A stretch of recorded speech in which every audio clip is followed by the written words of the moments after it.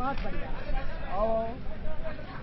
स्वराज की खोज में देश के कोने कोने से आए हुए हमारे देशभक्त और जुझारू साथी, कोई बात नहीं, थैंक यू सो मच। हमने स्वराज की खोज करीब 4 साल पहले शुरू करी थी, जब हमने भ्रष्टाचार के खिलाफ आंदोलन छेड़ा।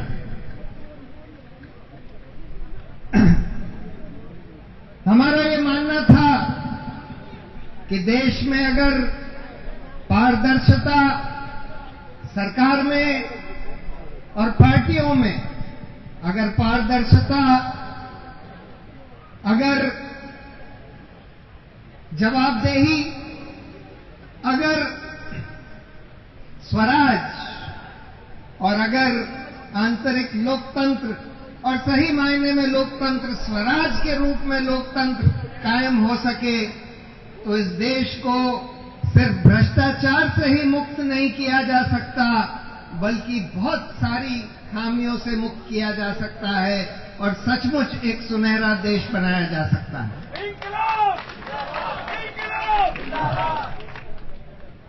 हमने 2 साल तक लोकपाल का आंदोलन किया। हमने ये देखा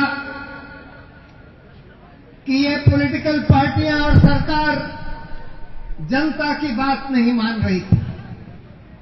जहां पर एक तरफ हर ओपिनियन पोल ये दिखा रही थी कि 80% जनता इस देश की जन लोकपाल जैसा कानून चाहती है, लेकिन ये जो स्थापित पार्टियां हैं या सरकार जो मौजूदा थी, उसने बोला कि हम क्यों आपकी बात माने, आप कौन होते हैं, आप तो चुने हुए लोग नहीं हैं, आपकी हिम्मत हो तो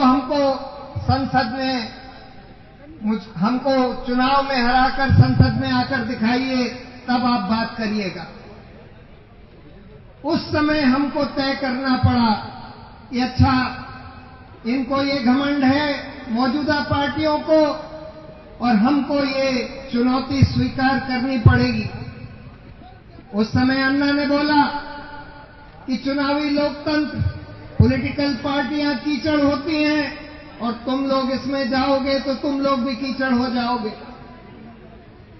हमने अन्ना से बोला कि नहीं, हम ये आपको साबित करके दिखाएंगे कि वैकल्पिक राजनीति क्या होती है, कि पॉलिटिकल पार्टियों को भी स्वराज, जवाबदेही, आंतरिक लोकतंत्र के तहत चलाया जा सकता है और राजनीति को बदला जा सकता है। हम राजनीति आपको बदल कर दिखाएंगे। हम एक ऐसी पार्टी बनाकर दिखाएंगे जो इन सब उसूलों पर कायम रहेगी और देश को एक नई राजनीति की दिशा दिखाएगी। हमने पार्टी तो बना ली, हमने चुनाव भी जीत लिया, लेकिन फिर क्या हुआ? आज क्या हालत है हमारी पार्टी की? क्या हम ईमानदारी से अपने दिल पर हाथ रखकर कह सकते हैं कि हमारी पार्टी में आज पारदर्शिता है? क्या हमारी पार्टी के खर्चे वेबसाइट पर डाले जाते हैं? क्या हमारी पार्टी को आरटीआई के तहत माना गया है? हमने दावा किया था कि हम पहली पार्टी होंगे इस देश में, जब सीआईसी का आदेश आया था कि पॉलिटिकल पार्टियों को आरटीआई के तहत आना पड़ेगा, तो हमने दावा किया था कि हम पहली पार्टी होंगे जो आरटीआई के तहत आएगी। लेकिन आज उस फैसले को और हमारी पार्टी को बने हुए 2.5 साल निकल चुके हैं। आरटीआई में तो आना छोड़िए, हमारी पार्टियों के ऑफिस बेरर के नाम भी हमारे वेबसाइट पर नहीं दिखाई देते। हमारी पार्टी के फैसले भी वेबसाइट पर नहीं दिखाई देते। मिनट्स की बात तो छोड़िए। तो कैसी पारदर्शिता हमने स्थापित करी? हमने बोला था कि हमें लोकपाल चाहिए क्योंकि जवाबदेही होनी चाहिए। हमने उसके तहत अपनी पार्टी के संविधान में लिख दिया कि हमारा एक आंतरिक लोकपाल होगा जो कि पार्टी से स्वतंत्र होगा और अगले लोकपाल का चयन भी वही लोकपाल करेगा। लेकिन हमने क्या किया? हमारे लोकपाल जब हमारे नेशनल काउंसिल की मीटिंग अटेंड करने के लिए बंबई से आए, 86 साल के व्यक्ति हैं वो। बहुत मेहनत करी उन्होंने, बहुत त्याग किया इस पार्टी का लोकपाल बनकर, इस पार्टी का शुभ चिंतक बनकर, हर तरह से पार्टी को मदद करने की कोशिश करी। वो आए बंबई से, उन्होंने बोला कि मैं नेशनल काउंसिल की मीटिंग अटेंड करना चाहता हूं। हर बार उनको उससे पहले आमंत्रित किया जाता था कि नेशनल काउंसिल की मीटिंग अटेंड करिए, नेशनल एग्जीक्यूटिव की मीटिंग अटेंड करिए, आप इनवाइटी हैं। लेकिन अब की बार बोल दिया गया कि नहीं जी, आपको आने की जरूरत नहीं है। क्यों? क्योंकि आपके आने से शायद झगड़ा हो जाए। अरे, लोकपाल के आने से कैसे झगड़ा हो जाएगा? ऐसे व्यक्ति जो कि नवसेना के अध्यक्ष रह चुके हैं, 86 साल के हैं, उनके आने से कैसे झगड़ा हो जाएगा? और उस नेशनल काउंसिल की और उसके बाद उनको दरवाजा दिखा दिया गया, उनसे बोल दिया गया कि आपका तो कार्यकाल खत्म हो गया है। उनका संदेश आपने सुबह सुबह देखा। उन्होंने बोला कि मैंने पार्टी से पूछा कि मेरा कार्यकाल कब खत्म हुआ, क्योंकि अभी जनवरी में तो आपने हमसे बोला था कि हम ये जिन कैंडिडेट्स के खिलाफ शिकायत है उन शिकायत को एग्जामिन करें और उस पर अपनी रिपोर्ट दें, और आपने हमारी रिपोर्ट के हिसाब से 2 उम्मीदवारों को हटाया,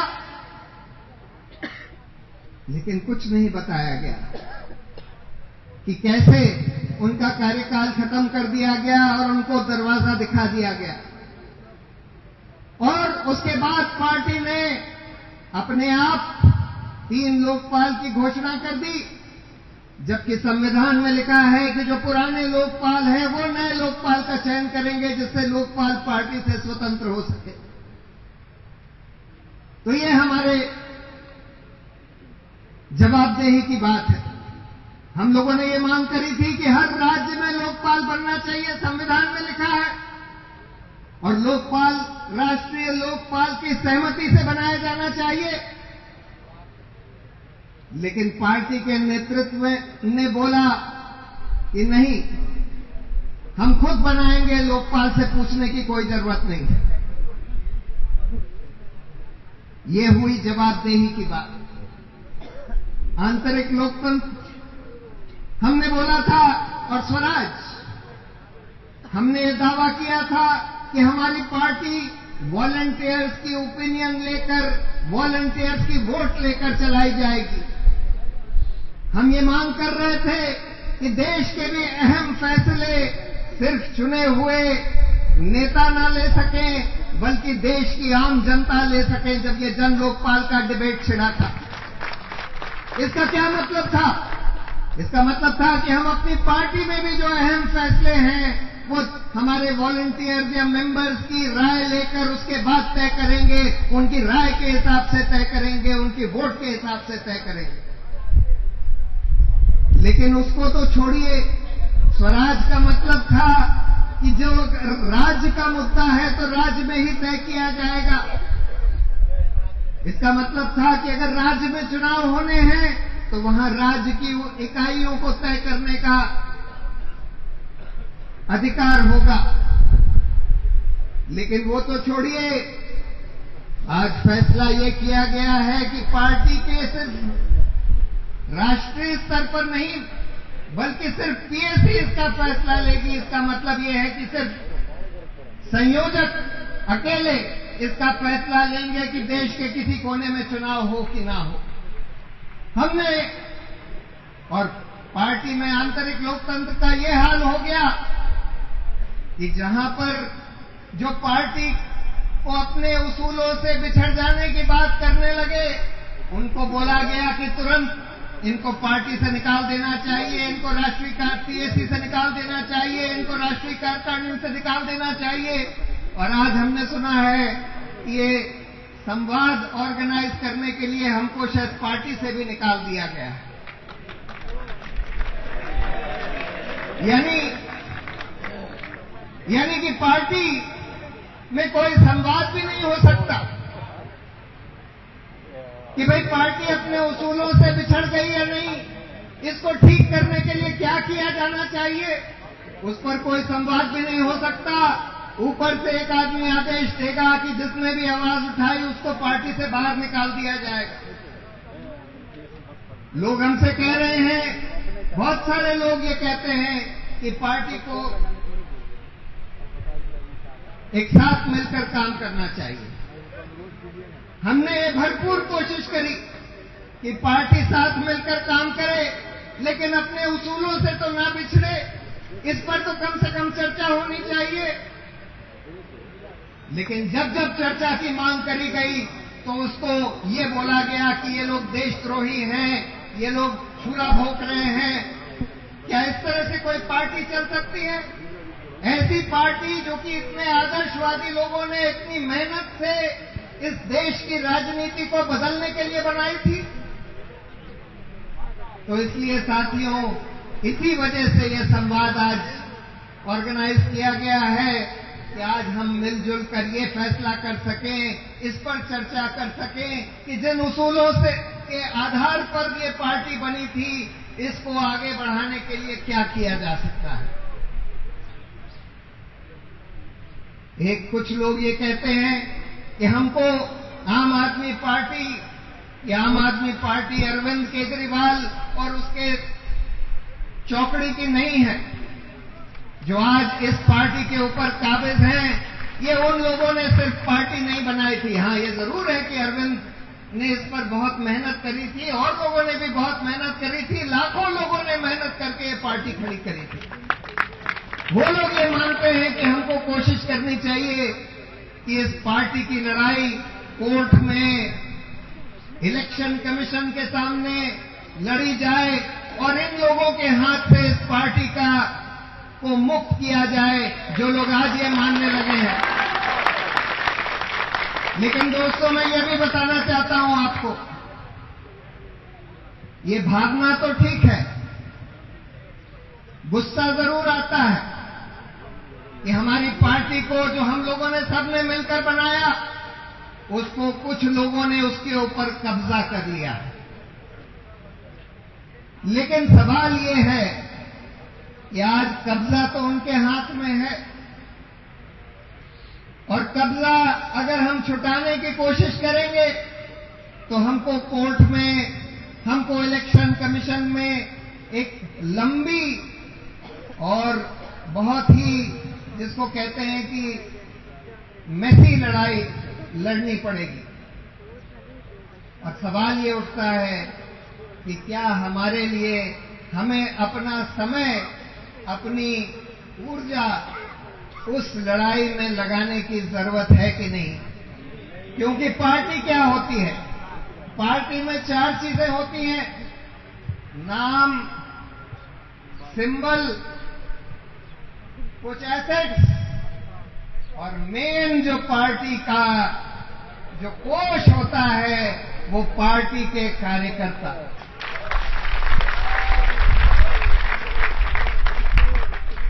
नाम, सिंबल, उसका पैसा, इसकी कोई ज्यादा अहमियत नहीं होती, क्योंकि पार्टी की जो आत्मा होती है वो पार्टी के कार्यकर्ताओं में होती है।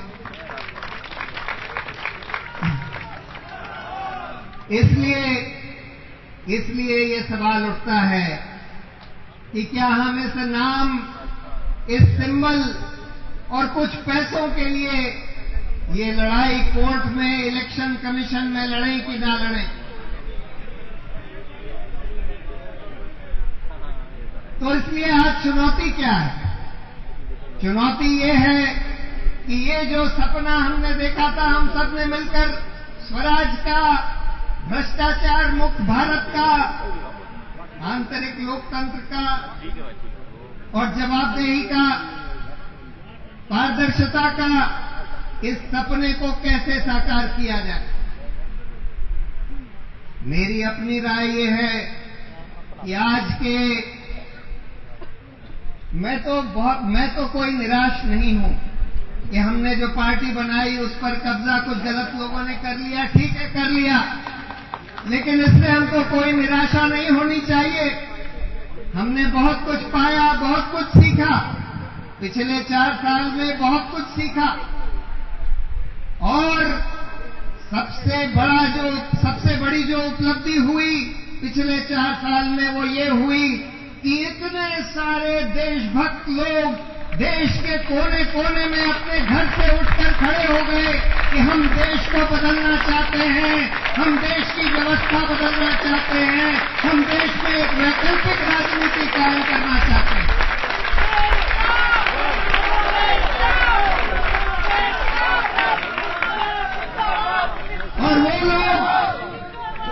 और वो लोग जो सपने के साथ घर से निकले थे वो आज भी जिंदा हैं, वो आज भी खड़े हैं, वो निराश नहीं है, वो हताश नहीं है।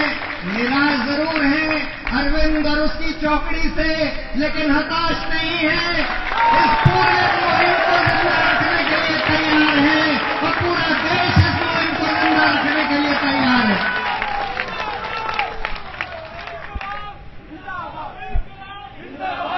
और इसलिए मेरी राय ये है कि देखिए, हमारे पास 3 विकल्प हैं।